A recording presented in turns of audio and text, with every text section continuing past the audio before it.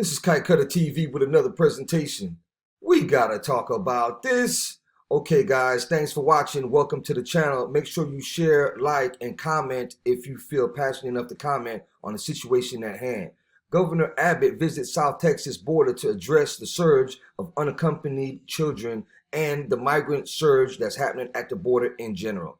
Governor Abbott visited South Texas to focus on border security efforts amid the ongoing humanitarian crisis. The governor is calling the situation at the border a crisis. He says cartels are ramping up drug trafficking and human smuggling. Children are coming in record numbers. And this is no lie. And the Biden administration has been warned by their own Democrat Party, and also Republicans have been letting them know that this is bad policy. But Joe Biden isn't as stupid as people think. He knows that this is bad policy, but he's pandering to the far left and illegal immigrant advocates who want open borders. Continuing on, the White House says migrants are fleeing prosecution from violence and economic hardships. The Biden administration says immigration policies are evolving. They are evolving. When Trump was in, Trump put in policies that protected the border and protected the American population. Trump wasn't trying to be a bad guy by doing this. He knew that it was good policy to secure the border for national security and also for American employment opportunities so Americans could get the jobs first.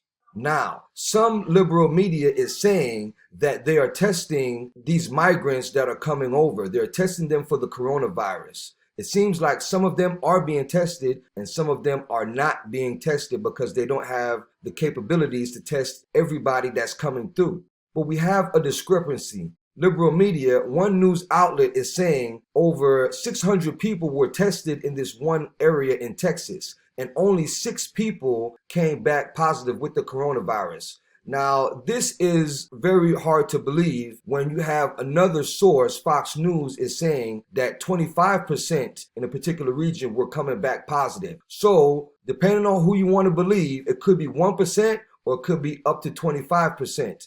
Either way, the policies that Biden is putting in place is risking Americans' health and is taking away jobs from everyday Americans. So we got that and a lot more illegal immigration topics to get into. Check this out. New this morning, the number of migrants who have tested positive for COVID-19 after being released into Texas by Border Patrol has nearly doubled. That's according to a spokesperson for the Texas city of Brownsville. He told Fox News 185 migrants dropped off at the city's main bus station have contracted the virus. That's up from 108 he disclosed last week. The spokesperson says the city does not have authority to prevent those who test positive from traveling elsewhere in the U.S. However, they do advise them to quarantine, follow CDC guidelines, and socially distance. Last week, the White House said those claims of immigrants with COVID being released into the country are not factual. Governor Abbott visited the border earlier today to talk about what he's calling a humanitarian crisis. According to the U.S. Border Patrol, thousands of migrant children are backed up in detention facilities along the border. It's part of a surge of immigration from Central Americans fleeing poverty and violence. Abbott is asking the federal government to help provide ICE detention facilities along the border. There is a crisis on the Texas border right now. With the overwhelming number of people who are coming across the border. This crisis is a result of President Biden's open border policies. It invites illegal immigration and is creating a humanitarian crisis in Texas right now that will grow increasingly worse by the day. Abbott announced he will be sending additional state troopers and the Texas National Guard to help with the surge. Governor Abbott says the crisis at the Texas-Mexico border is the result of the Biden administration, adding the new administration is helping the cartels make money, creating a humanitarian crisis for Texans. The governor says he saw people crossing illegally during his aerial tour of the border, saying it was designed by cartels to overwhelm the agents. He also says it's, quote, reprehensible that the government has not vaccinated Border Patrol agents yet. The Biden administration is not providing vaccinations for the Border Patrol.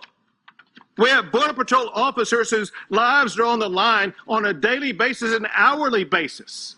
And the Biden administration will not step up and provide those Border Patrol officers with the vaccinations they need. The governor also calling it, quote, the epitome of inhumanity. This as Governor Greg Abbott announced Operation Lone Star, which will safeguard the southern border and combat the smuggling of people and drugs into Texas. As part of the operation, Abbott is deploying the Texas National Guard and state troopers respond to the crisis at the southern border and to counter what he calls President Biden's open border policies. Abbott is ordering the deployment of air, ground, marine, and tactical border security assets to high-threat areas. In a statement, the governor said, the crisis at our southern border continues to escalate because of Biden administration policies that refuse to secure the border and invite illegal immigration, he wrote.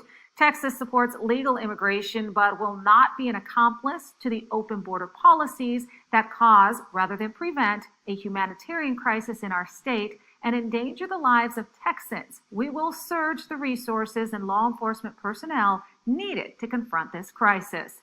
The announcement follows a massive surge in illegal border crossings since Biden took office just over a month ago. Biden has been warned by lawmakers, governors, and mayors on both sides of the aisle about his immigration policies that are fueling the crisis at the southern border. New at 6:30, with the new immigration policies put in place by the Biden administration, border towns in Arizona say they're facing some challenges. Border Patrol dropping off immigrants in communities like San Luis, Arizona. Their only option now? Rely on the community for support. Investigator Liliana Soto spoke to nonprofits who took it upon themselves to form a community support network, but they're running out of resources. It started 2 weeks ago. These individuals are not the usual, asylum seekers that other years we had. These are Cubans, Brazilians, people from Africa, from Haiti, from Romania. Emma Torres with the nonprofit Campesinos Sin Fronteras says they've been helping more than 500 immigrants. Children, with no jackets, no shoes sometimes, and it's like pregnant women as well, and some with a 3-month-old baby, a 3-day-old baby. So why is Border Patrol releasing them on the streets? Ardel Cueto, the vice president of the National Border Patrol Council, says they can't hold them for more than 72 hours, nor do they have the space to. The Border Patrol agents, they do the processing, but after that, ICE is the one that takes over with everything else and finding out the housing. So ICE would be the proper ones that we could contact and say, hey, what is going on? We contacted U.S. Immigration and Customs Enforcement. They told us we needed to contact Border Patrol. In the meantime, the responsibility has fallen in the hands of the community, but the burden is growing. They went from helping 50 to now 100 asylum seekers daily. The struggle is the fact that here in the rural communities, we do not have infrastructure. We don't have shelters. Because of COVID, only one church was able to open their doors for temporarily to, provide shelter to some of these individuals. They need snacks, water, diapers, but they also need money.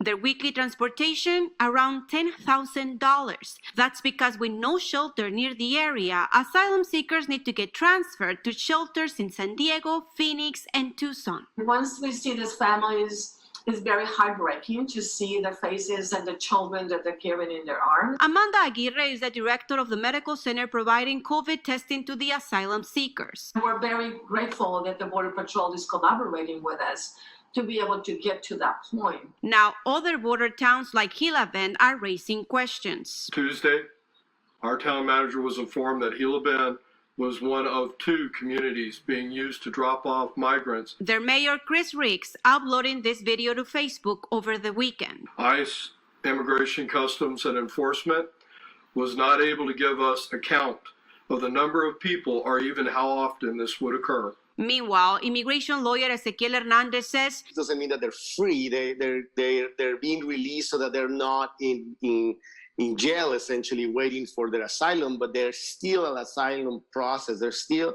a process that has to go through an immigration judge. But Mayor Riggs points out public safety. Criminal histories of these people are unknown at this point, as well as medical condition. Usually the federal authorities have already vetted these individuals They've already run their prints and their biometrics to confirm whether the database has any criminal activity. As far as medical conditions, Amanda says from the more than 600 people they have tested, only 6 people were positive. Those testing positive stay in quarantine in a hotel room until they're cleared to be tested again. In Phoenix, I'm Liliana Soto, ABC 15, Arizona. And we did reach out to U.S. Customs and Border Protection to confirm the information from the mayor of Gila Bend. No word back just yet on that. As for Yuma Border Patrol, well, they referred us to the Department of Homeland Security. 25% of the migrants dropped off at a shelter tested positive for COVID. According to reports, the director says that was just in the first group dropped off. The actual number may go higher. It's happening in Harlingen, Texas. Want to bring in the mayor, Chris Boswell. Sir, good morning to you. White House doesn't say it's a crisis. They're asking for volunteers to help. If it's not a crisis, why do you need volunteers, and how would you characterize it, Mayor? Well, good morning. Thank you for having me on. It's certainly it certainly can turn into a humanitarian crisis. We've seen this before a few years ago, and when the unaccompanied minors in particular come to our communities, they don't have any place to go.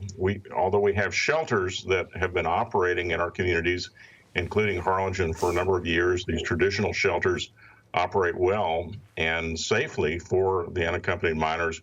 When there's such an influx, it really can be a dangerous situation. What's the impact on your town? I think that local government is actually the hardest government. That's where you actually really have to do things for people. So what's the impact for you?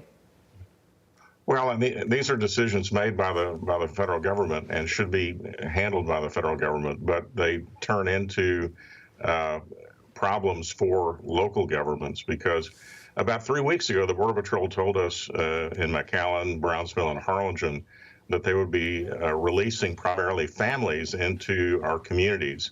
And they come here to this is not the end point. This is not their final destination. They're being released into Brownsville, McAllen, Harlingen because we have airports and bus stations. We also have charity facilities. And so when those charity facilities can't accommodate them, then we have to provide additional accommodations for them. And so our city council has opened up one of our facilities, a community center, in case our local charity, Loaves and Fishes, needs that additional space. And so that becomes a burden and an expense on the local governments. And our local governments really need to have help from the federal government to respond to the release of these immigrants into our communities. Mayor, it is March 9th. Did you see this coming?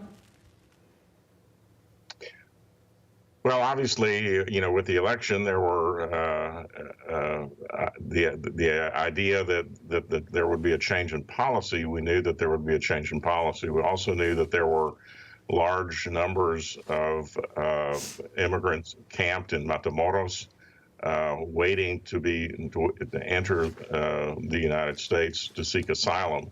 And so once the policy changed, then sure, I mean they're going to move across and then try to find their final destinations. One of the things about this is not just a border issue. This is an issue for everyone because these folks are not, as I said, this is not their final destination along the border. Yeah, understood on that. Let me just squeeze in one more precise question. Jen Psaki on MSNBC said 90 minutes ago, she said, we are here in this circumstance because we are humane. Was the last administration inhumane? Well, many of us believe that it's not humane to have young children travel from Central America to the border, and that is not that is fraught with potential problems of trafficking and the difficulties in traveling so far for such a long period of time. And I think there's been in the past bipartisan concerns about that being a humanitarian problem. All right, Mr. Mayor, thank you so much for being with us today, and good luck to you down there on the border. Thank you, sir. Thank you.